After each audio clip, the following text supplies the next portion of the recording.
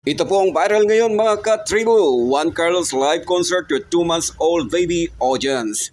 Sa mga magulang na mahilig pumunta sa mga live concert ng mga rakistang artista, paalala lang po, huwag ninyong isama ang mga baby ninyo para lamang makapanood nang hindi man lang isinaalang-alang ang magiging epekto nito sa kalusugan, pandinig ng inyong baby. Panoorin po natin ang nangyari sa isang concert ni Juan Carlos Labajo na ang mga magulang ay dinala ang kanilang 2 months old baby sa live concert at kung papaano nag-react na alarma dito si Juan Carlos Labajo. Panoorin po natin.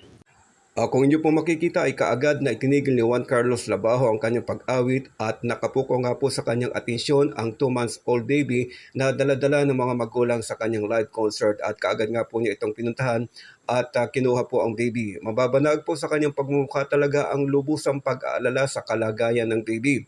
At pagkatapos nitong maibalik sa mga magulang ay nagpaalala po siya sa mga magulang na kung maaari sana ay wag nang idala sa ano pa mang concert o live concert ang mga batang less than 1 year old para po sa kanilang kalusugan. Sa mga magulang po, maging sensitive po tayo at pahalaga natin ang kalusugan ng ating mga anak. Bye-bye po and see you on my next video. Have a good day ahead.